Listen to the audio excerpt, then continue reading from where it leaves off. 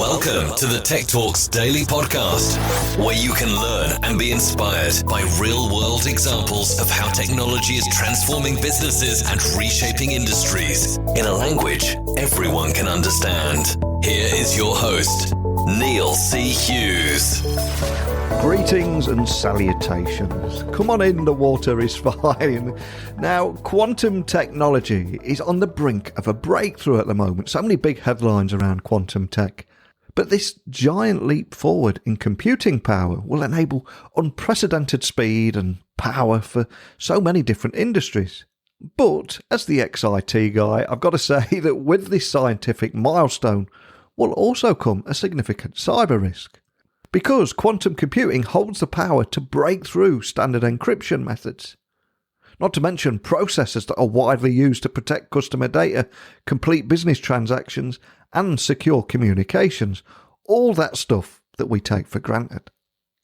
And yes, while a handful of industry giants in tech and academia have all reported quantum breakthroughs, there are still a few skeptics out there that disprove quantum's progress. But it's all just a matter of time if we're honest with each other. And quantum advances aside, the reality is that anything secure today will no longer be secure in the future. And because of that, companies need to be vigilant about staying up to date with adoption of new standards. However, industry groups, for example the NIST in the US, are expected to debut these new standards for quantum-resistant cryptography. And in turn, companies will need to understand what those new standards will mean for their organisation overall. And these are just a few of the topics that I wanted to explore today, and I've got the perfect guest.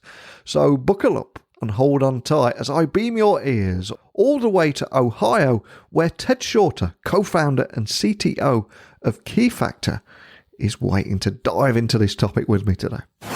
So a massive warm welcome to the show. Can you tell the listeners a little about who you are and what you do? Absolutely. I'm Ted Shorter. I'm the Chief Technology Officer at Keyfactor. So I'm responsible for our company tech strategy, product roadmaps, and that sort of thing.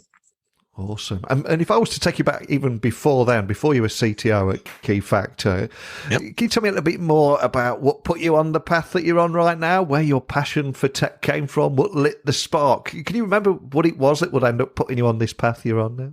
Yeah, I really, I guess maybe have been a computer nerd since about fourth grade. So one of my friends got a computer when I was in fourth grade back in 1980. So I guess I am dating myself, but really was hooked at that point. We started typing in programs in magazines because there was no other way to make them do things, and just got hooked on the whole piece of computers and programming. And that whole piece, had started writing programs from the time I was in fourth or fifth grade and went from there. Oh, I'm getting flashbacks just hearing you there, because I used to be copying the code from the magazines too. Exactly. It seems to take me hours to do it, but even longer correcting the syntax errors afterwards. Yeah, but that was part of the fun too, was you'd pay attention to what you were typing, and we'd start saying, okay, what if we did this instead? And that was really how we got our start. So I'm fortunate in that I pretty much knew what I wanted to do more or less as a career from a pretty young. I love that. And of course, it was that path that led you to Keyfactor, which I believe is on somewhat of a mission to drive crypto agility. So can you tell the listeners a little bit more about what that means, what you're doing, and the kind of problems that you're solving with your tech? Yeah, that and Keyfactor itself really grew out of what we saw as unmet needs in the market space. So the company I joined that became Keyfactor was actually a consulting company. So we did a lot of tech consulting, a lot of consulting around identity management and public key infrastructure, which is really digital representation of identity. And what we kept seeing was organizations struggling with managing all of these digital identities. They needed them. They needed the systems that create them, these public key infrastructures. But the number of these digital identities keep expanding. And we're doing so even in the mid 2000s, but certainly are doing so even more. Organizations really struggle with kind of two things. One is the actual management of the identities, the creation of these identities, knowing where they are, when they expire, when they need to be updated, but also just the expertise and the management of that. We would do these consulting engagements, and everything was great. Half of those engagements were training, just getting people up to speed on here's what we've done and why, and here's what you need to know to run it. And then 6 months, 12 months later, people get promoted or they leave the company. One extreme example, all of IT was laid off, and all of this just sort of let sit, which actually led to them accidentally denial of servicing themselves a couple of years later. And so we really launched what Keyfactor is today is all about solving really those two problems, taking over more of this in an as a service mode for organizations that, and really almost every organization needs these digital identities and an ability to manage them, but being able to do that as a service or just using our software to manage those things themselves. And as we're already racing into 2022, I can't believe we're in February already, and quantum technology is on the brink of a breakthrough. And this giant leap forward in computing power is expected to enable unprecedented speed and power for multiple industries. And I'm more aware than most that many people listening will be new to this concept, while others will say it's a little bit overhyped. But just to set the scene for the conversation today, can you tell me a little bit more about what it is that excites you about quantum technology, and maybe offer a few stats to bring that topic to life, because it's quite mouth-watering, the potential of this, isn't it? Yes, it is. There's a lot. Quantum is, of course, a very deep topic, but I think in general, I would describe it fundamentally, and I'm not a quantum mechanics theorist, but in essence, quantum can maybe be described as leveraging all these strange, interesting properties of quantum physics and particle physics, and to actually perform computational tasks in a way is orders of magnitude faster than you would ever be able to achieve with conventional computing. And that has all kinds of interesting ramifications, both in terms of being able to do new things and perform computations, even things like predicting the weather months in advance, and all kinds of amazing things along those lines. From a cryptography perspective, it does have the potential to break most of the cryptography that, for example, the internet runs on today.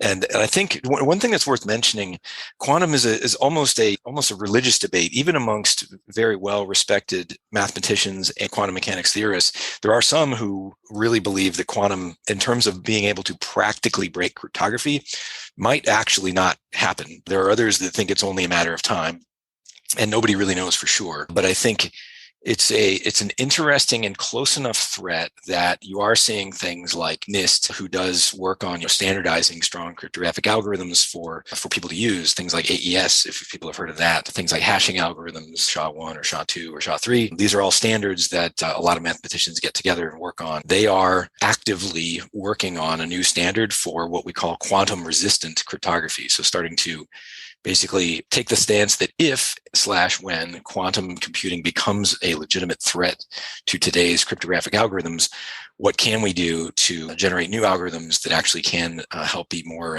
defensive against this sort of trend?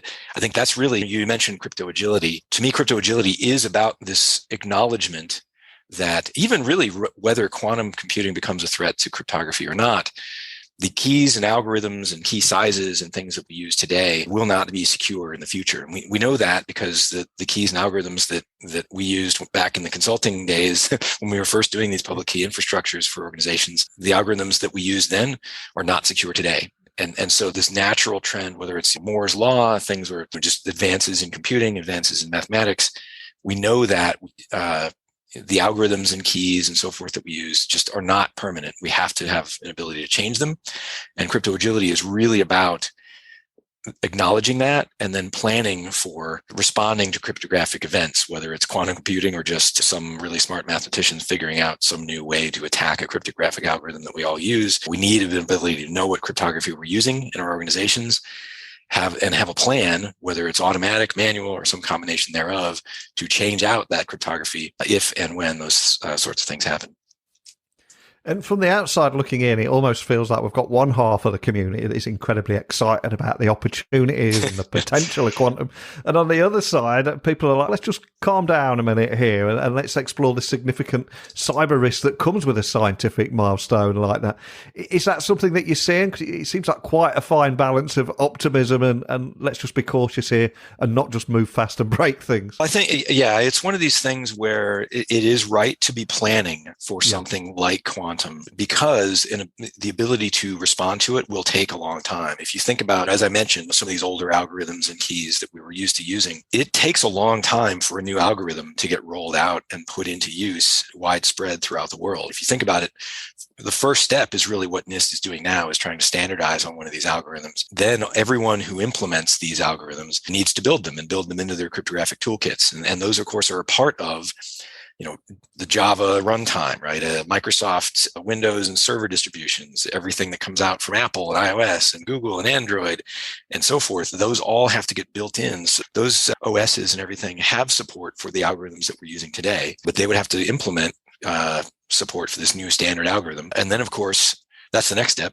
And then, of course, for an organization who would need to switch to one of these algorithms, you have to achieve critical mass where all of the systems in your environment, in your IT environment, are using all these algorithms, which means everybody has to be running the newest versions of Windows and Apple and Android and so forth. And we know that there is a lot of inertia in legacy systems and so forth in large organizations where it makes that very difficult. And that last step of getting that critical mass of these implemented algorithms can take a very long time. It's not something you just do overnight. And those steps, that initial step of coming up with those standards, making sure you have those plans, that does need to happen now. Again, whether quantum computing becomes a legitimate threat to crypto or not, the planning is necessary to happen now. And just because of the algorithms we use anyway, whether quantum happens or not, is going to eventually, we're going to have to change out their algorithms we're using. So it's not wasted effort no matter what. And you mentioned new standards there. I'm curious, how do you see those new standards affecting things like OS and software vendors as the months progress? Yeah, Keyfactor, for what it's worth, we also, part of the Keyfactor family is an organization out of Australia called Crypto Workshop, who actually has an open source cryptographic library that's actually widely used in lots of products throughout the world. We're watching that very carefully. There's a guy in our organization named David Hook who spends a whole lot of time in the middle of the night, his time following what's going on with NIST and so forth. But we, like the other vendors, are going to have to, and we've already started implementing some of the candidates for this standard so that we're ready when that happens. But that's the first step to that piece.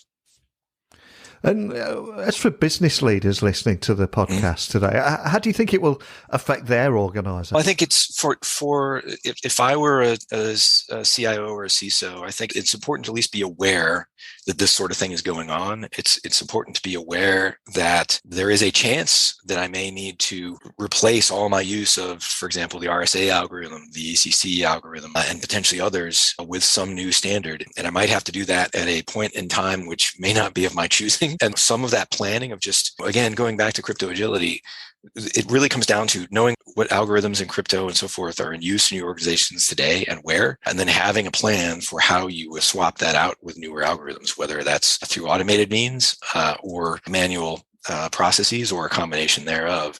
And that whole piece of those steps, you really need to do whether quantum becomes a legitimate threat or not, just because we already have seen algorithms that we've been using in the past. This has happened.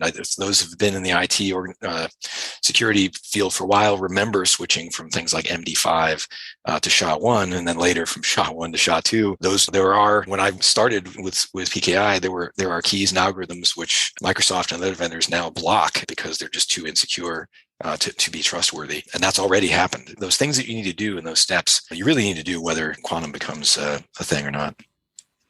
And what practical advice would you offer to anyone listening on how or even when organisations can begin to seamlessly adopt new standards like this? Is there anything that you can offer there? Yeah, I think it is about the legacy technology in large organizations really is where the challenge often lies. Most organizations, their users will wind up updating their phones and so forth to the newer operating systems within a year or two.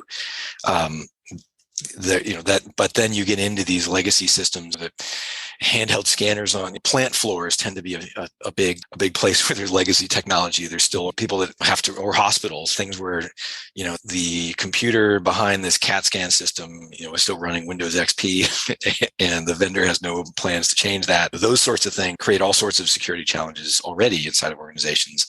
Those are the things I think that organizations need to be maybe most aware of, know where those things are, and may have already had to have a plan for how to operate or isolate those things so that you can move the rest of your organization forward where you need to. But the planning for that sort of things, the inventory of what's in use, is something that makes sense to be doing now.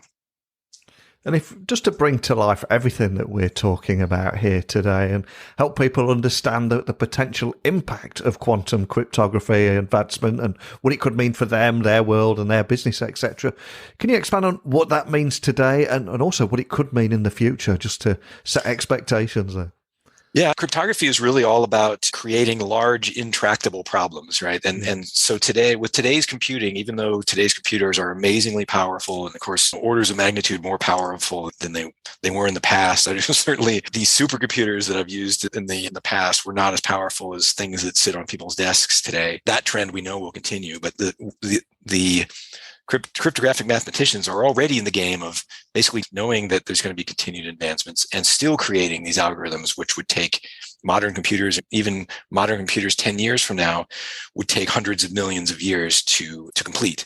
And that's the sort of yardstick by which NIST and so forth look at things when they're looking at creating standards like the RSA algorithm or AES or so forth, is these massive intractable problems. Again, even today's computers taking millions or hundreds of millions of years to complete. What quantum would do is essentially in the same way that like people can't predict that an atom is in any given spot, or in a way it's almost in any given spot. At least if you're not familiar with quantum mechanics or even just the overview, there's some really crazy, almost inconceivable things that happen at the quantum level with particles and so forth.